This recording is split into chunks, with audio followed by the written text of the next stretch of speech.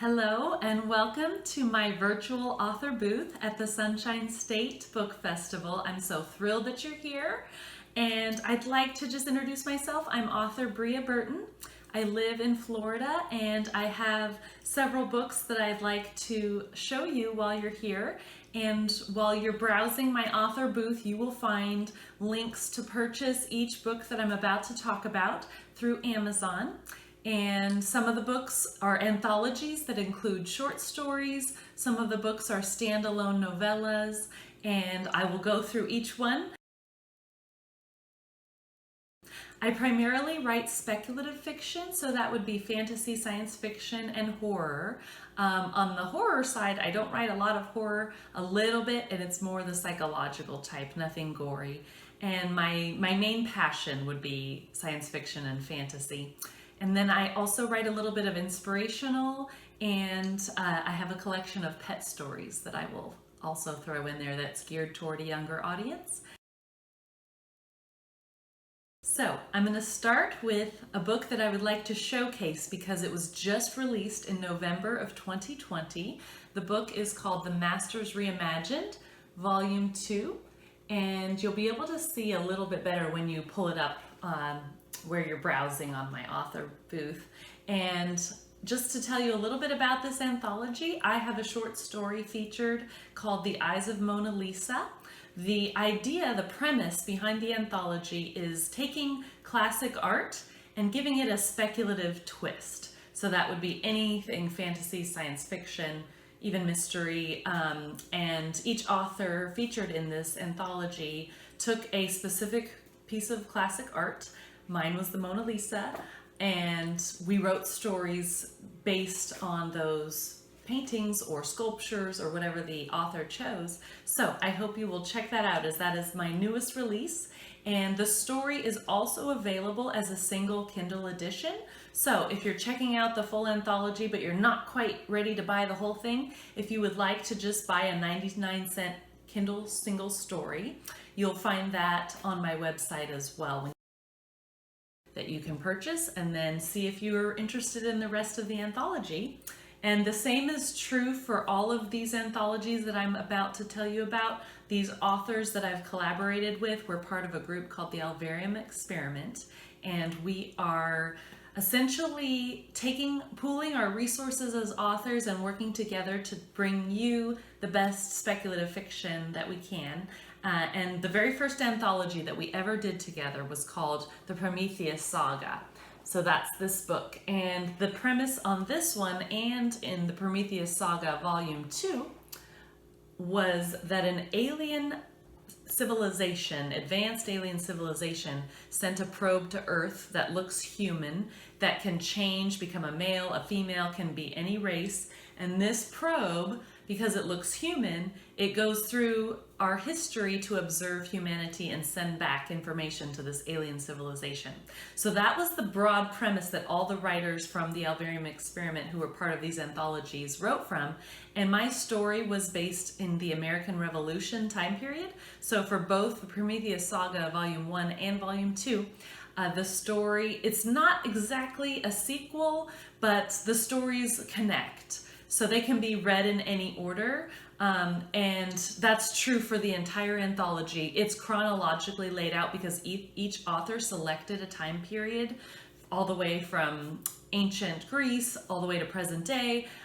We had a prehistoric story, so it's chronologically laid out. So my story you'll find chronologically in each of these, and it is the American Revolution in both, but with that speculative twist where there's a character who represents that probe that's observing and ideally not changing history, but we kind of play with that a little bit. And then we also did an anthology called Return to Earth, and this one is based on a premise that what if it was humans returning to Earth instead of aliens as first contact? So what would that mean? And each author took that very broad premise and ran with it. And my story in there is called AOB. And each of those also single Kindle stories. So if you go to my website and you would like to just check out the single story first, before purchasing the whole anthology. That is also available on Amazon as a single Kindle story. And then finally, since I jumped ahead with the new release, The Masters Reimagined Volume 2, I'll go back to The Masters Reimagined Volume 1. So these two go together, these two go together. This one's pretty much a standalone. But the idea of the Masters Reimagined Volume 1 was to take classic literature and do a speculative twist on it. So each author took different classic literature. I did a combination of The Count of Monte Cristo and Alice's Adventures in Wonderland, and did a little mashup. A lot of the other authors just selected a single work. Like one author selected Jane Eyre, someone else selected Macbeth. So all those stories are taking these classic tales that we all know so well and doing a little bit of a twist, and that would include like fantasy, science fiction elements into the stories. The next book I wanted to talk about is a collection of pet stories called Lance and Ringo Tales.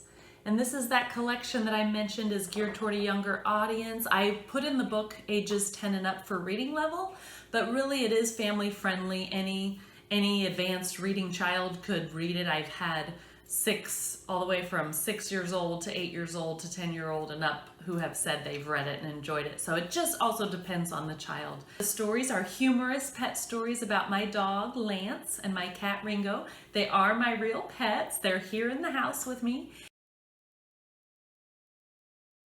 And they are having these little adventures, and for the most part it is based on things that have actually happened here at the house with them, because they are just a fun loving pair of pets. So I just went ahead and put 10 stories together, including a few holiday stories, a Halloween story, a Thanksgiving story, and a Christmas story. So there are 10 tales of the Lance and Ringo Tales.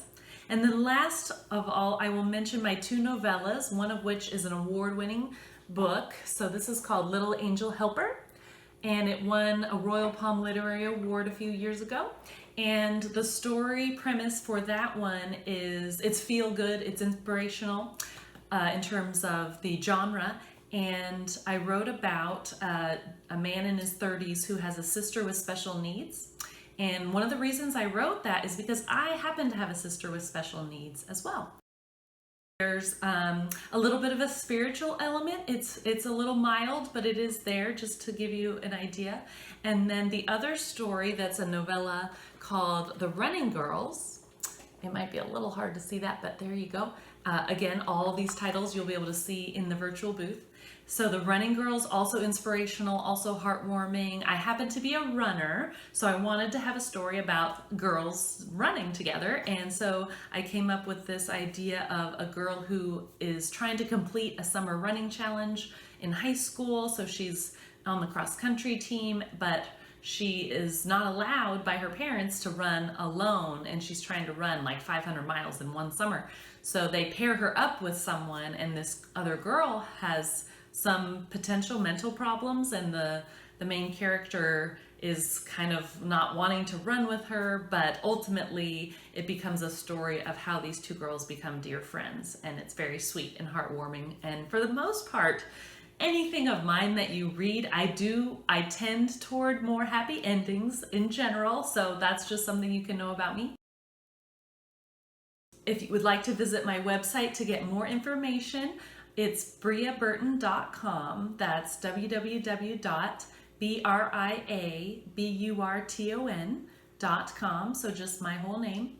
And there you will find links to all of my books and short stories that are available, including some anthologies and literary magazines that I have short stories featured in.